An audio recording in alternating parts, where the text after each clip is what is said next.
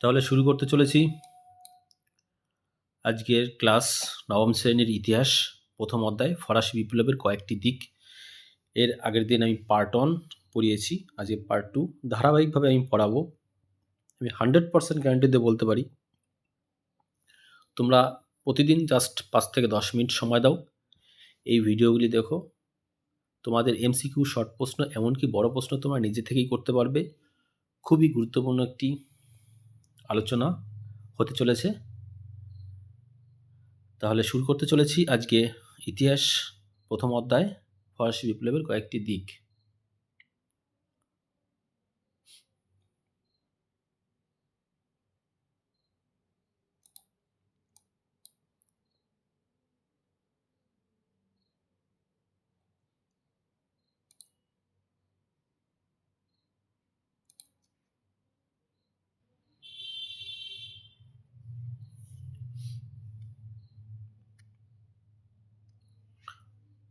প্রথম প্রশ্ন, বাস্তিল দুর্গকে কিসের প্রতীক বলা হয়?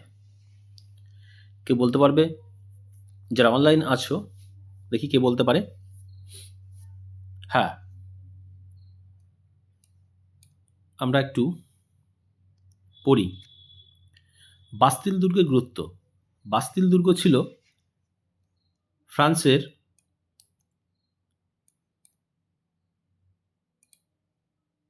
রাজতন্ত্রের অত্যাচারের প্রতীক। এখানে রাজনৈতিক বন্দীদের বিনা বিচারে আটক রাখা হতো। কি বলা হয়েছে যে বাস্তিল দুর্গ ছিল ফ্রান্সের একটি রাজতন্ত্রের অত্যাচারের প্রতীক। এখানে বিনা বিচারে রাজনৈতিক বন্দীদের আটক রাখা হতো। সাধারণ মানুষ এই দুর্গকে স্বৈরতন্ত্রের চিহ্ন হিসেবে দেখত। তাই বাস্তিল দুর্গ ধ্বংস করা মানে ছিল রাজ শক্তির বিরুদ্ধে জনতার প্রথম বিজয়। তাহলে উত্তর কি হবে? বাস্তিল দুর্গকে কিসের প্রতীক বলা হয়? উত্তর সি, স্বৈরতন্ত্রের অত্যাচারের প্রতীক। Very good. নেক্সট প্রশ্ন, 14ই জুলাই 1789। 14ই জুলাই 1789 কি হয়েছিল? 1789 সালে 14ই জুলাই ফরাসি জনতা বাস্তিল দুর্গ আক্রমণ করে ধ্বংস করে দেয়। এখান থেকে প্রশ্ন আসতে পারে, এর আগের ক্লাসে আমি পড়িয়েছি যে বাস্তিল দুর্গ কবে ধ্বংস হয়। তোমরা শুধু মাস্ট মন দিয়ে শুনবে, তোমাদের পড়া মুখস্থ হয়ে যাবে, আর কিচ্ছু করতে হবে না। 1789 সালের 14ই জুলাই বাস্তিল দুর্গ ধ্বংস হয়েছিল। এই ঘটনাকে কি বলা হয়? ফরাসি বিপ্লবের সূচনা হিসেবে ধরা হয়। এই দিন জনতা প্রকাশ্যে রাজতন্ত্রের বিরুদ্ধে বিদ্রোহ করে। বর্তমানে 14ই জুলাই ফ্রান্সের জাতীয় দিবস হিসেবে পালিত হয়। তাহলে এখান থেকে প্রশ্ন আসতে পারে, ফরাসি বিপ্লবের সূচনা ধরা হয় কোন ঘটনাকে? বলো দেখি কে বলতে পারে। ভেরি গুড, বাস্তিল দুর্গ ধ্বংস। B answer. চলে যাই নেক্সট প্রশ্নে। দ্বিতীয় ফরাসি বিপ্লব, এখান থেকে প্রশ্ন আসে, শর্ট প্রশ্ন আসে, এমসিকিউ আসে। 1792 সালের 10ই আগস্ট উত্তেজিত জনতা টুইলারিস রাজপ্রাসাদ আক্রমণ করে। এই আক্রমণে রাজার দেহরক্ষী বাহিনী নিহত হয়। রাজা আইনসভায় আশ্রয় নেন। জনতার চাপে আইনসভা রাজাকে বরখাস্ত করে। এই ঐতিহাসিক লেফেভর এই ঘটনাকে দ্বিতীয় ফরাসি বিপ্লব বলেছেন। তাহলে এখান থেকে প্রশ্ন আসতে পারে, দ্বিতীয় ফরাসি বিপ্লব সংঘটিত হয় কবে? কে বলতে পারে? হ্যাঁ, ভেরি গুড, অ্যান্সার বি, 1792 সালের 10ই আগস্ট। নেক্সট প্রশ্ন,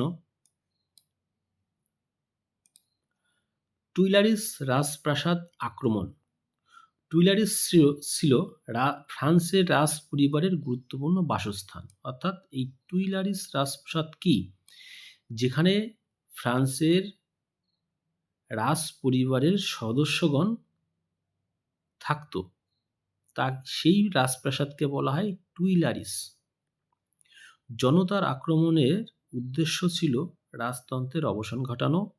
এই ঘটনার ফলে রাজশক্তি অনেকটাই কি হয়, দুর্বল হয়ে পড়ে। জনতার চাপে আইনসভা রাজ্যকে ক্ষমতাচ্যুত করে। তাহলে এখান থেকে প্রশ্ন আসতে পারে যে টুইলারিস রাজপ্রাসাদ ছিল কারাগার, চার্চ, রাজ পরিবারের বাসস্থান, সামরিক ঘাঁটি। উত্তর কি হবে? ভেরি গুড, উত্তর সি। নেক্সট প্রশ্ন,